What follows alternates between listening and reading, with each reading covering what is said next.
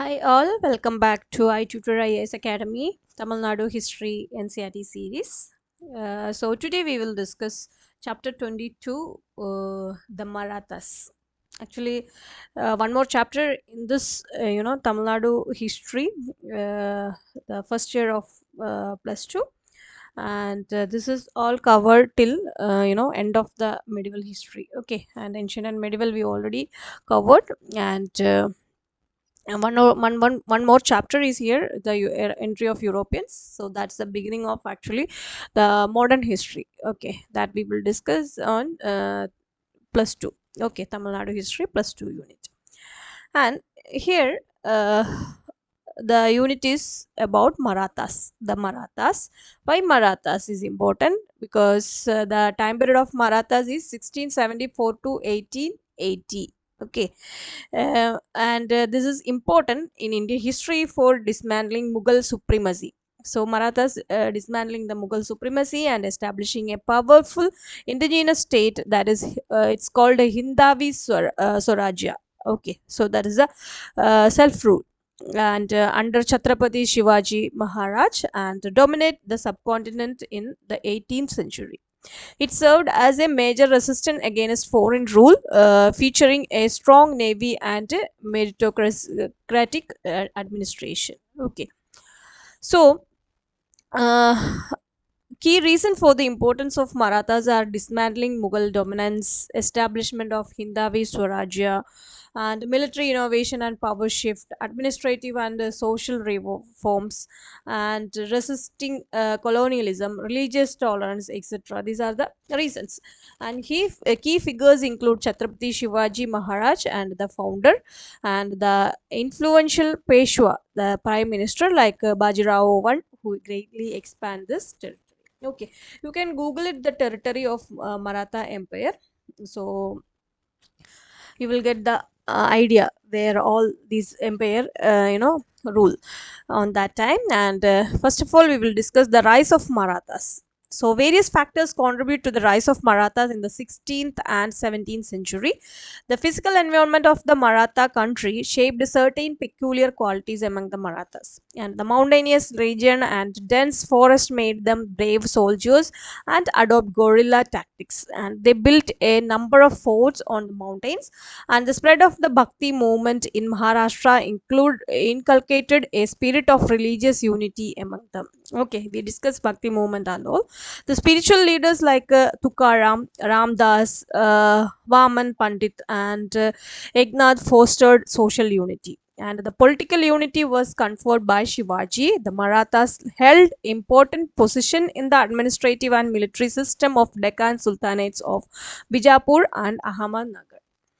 And there were a number of influential Maratha families such as the Moz and Nimbalkars. But the credit of establishing a powerful Maratha stage goes to Shivaji Bhonsle and his son Shivaji. Okay, so next we will discuss about Shivaji. The time period of Shivaji is 1627 to 1680. So his life and conquest. Shivaji was born at Shivner in 1627. His father was Shahji Bhonsle and mother is Jijabai. He inherited the Jagir of Pune from his father in 1637. And after the death of his guardian, Dadaji Kondadev, in 1647, Shivaji assumed the full charge of his Jagir. And even before that, he conquered Raigad, Kondana, and Torna from the ruler of Bijapur. Okay, so this is the picture of Shivaji here. He captured Javli from the Maratha chief and Chandrarao More, and this made him the master of Mavala region. Okay, and in 1657 he attacked the Bijapur kingdom and captured a number of hill forts in the Konkan region. And the Sultan of Bijapur sent Afzal Khan against Shivaji, but Afzal Khan was murdered by Shivaji in 1659 in daring manner. And Shivaji military conquest made him a legendary figure in the Maratha region, and many came forward to join his army. And the Mughal Emperor Aurangzeb was anxiously watching the rise of Maratha power under Shivaji, and he sent a Mughal governor of the Deccan and Shaista Khan against Shivaji. Shivaji suffered a defeat at the hand of the Mughal forces and lost Pune.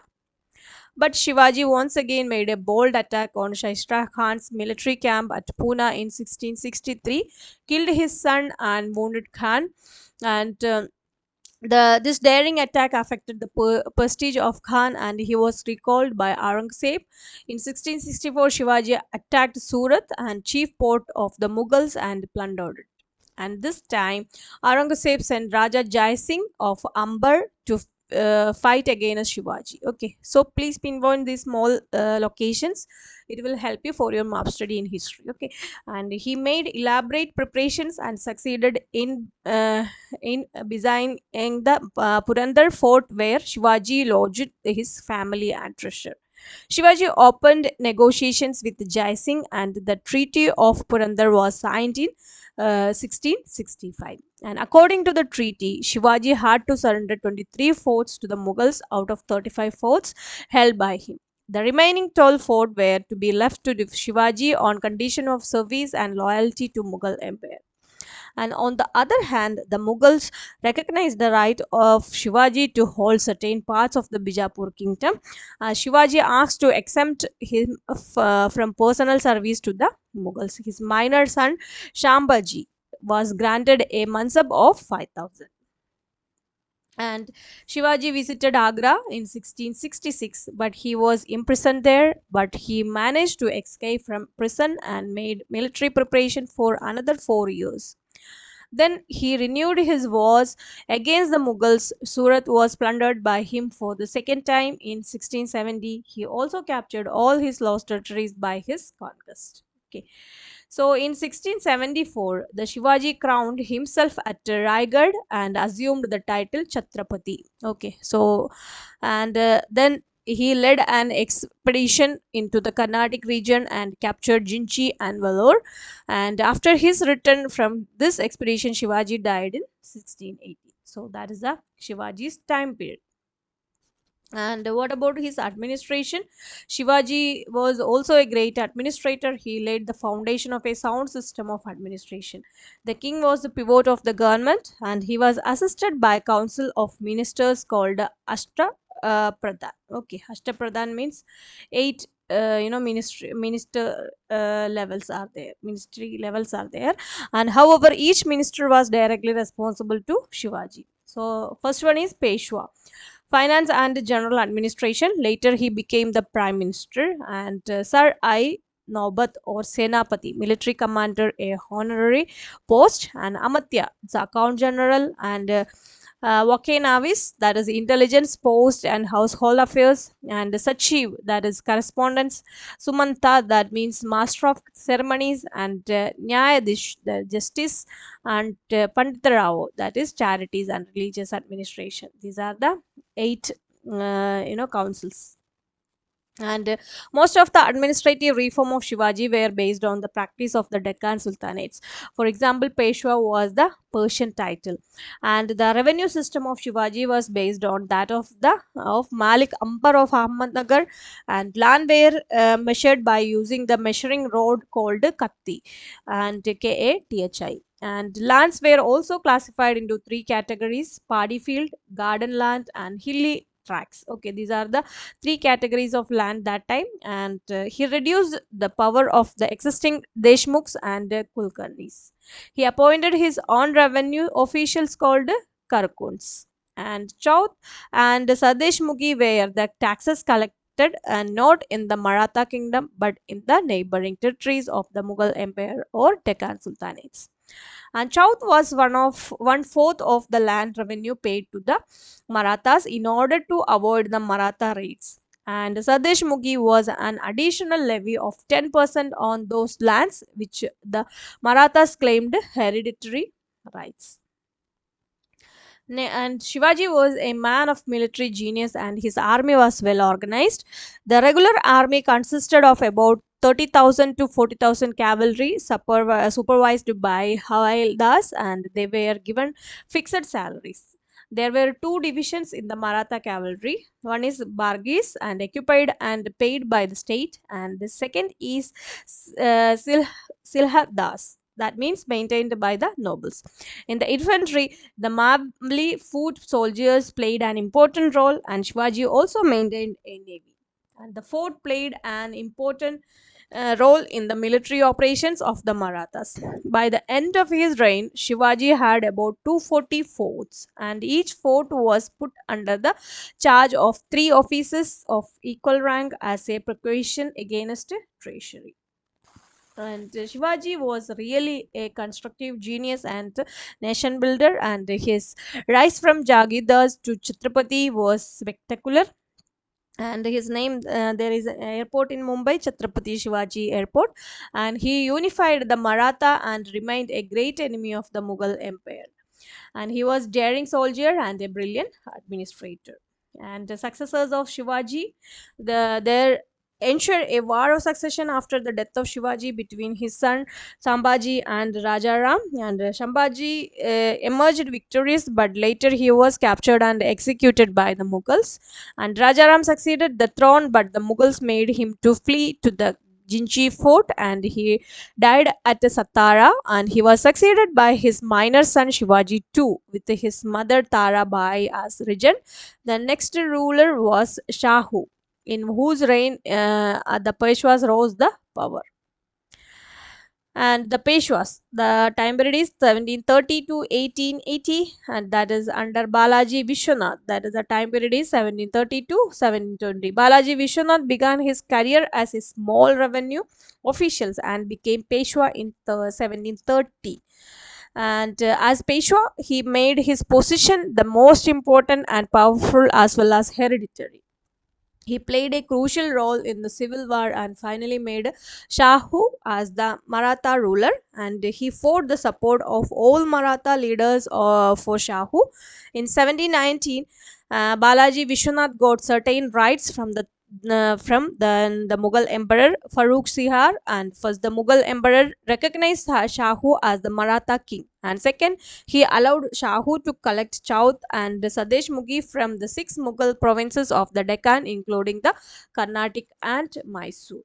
Okay, next is Baji Rao I. The time period of Baji Rao I after Balaji Vishwanath, that is 1720 to 1740. Okay, so the Bajirao was the eldest son of Balaji Vishwanath.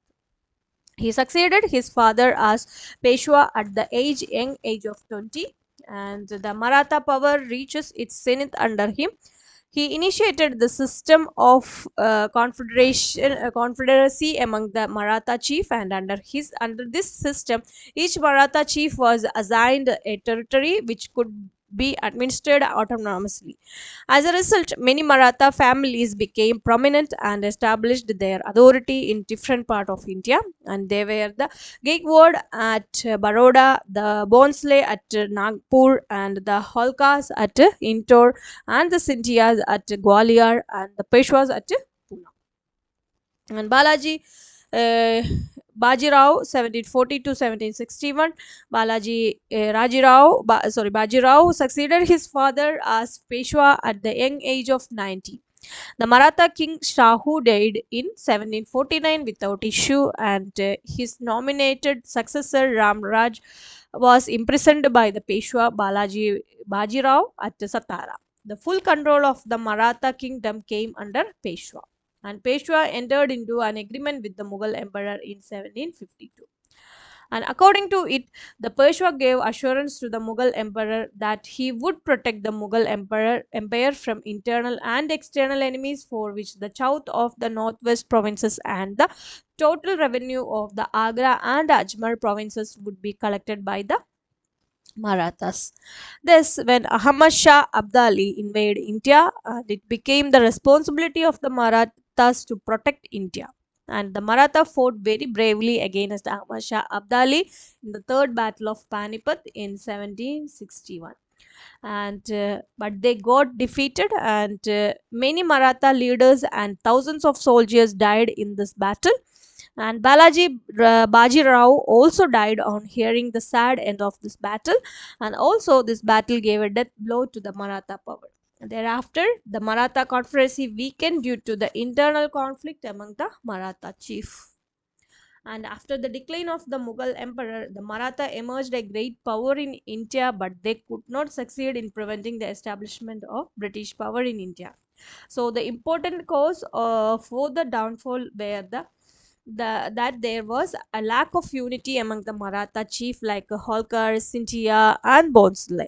Also, the superiority of the British army and fighting method ultimately won. So after this, the foreigners like Europeans, Britishers are entered in India. That was the beginning of the modern history. Okay, and so here in this chapter we discussed about causes of the rise of the Marathas and the early career and military achievement of Shivaji, salient features of the Maratha administration under him, and the rise of Peshwa and the significance of the third battle of Panipat. Hope you remember the second and the first battle of Panipat. So please refer that also. And so this is about this chapter. Any doubts, you can contact us anytime. And for more content, do like, share, and subscribe our channel. Thank you so much.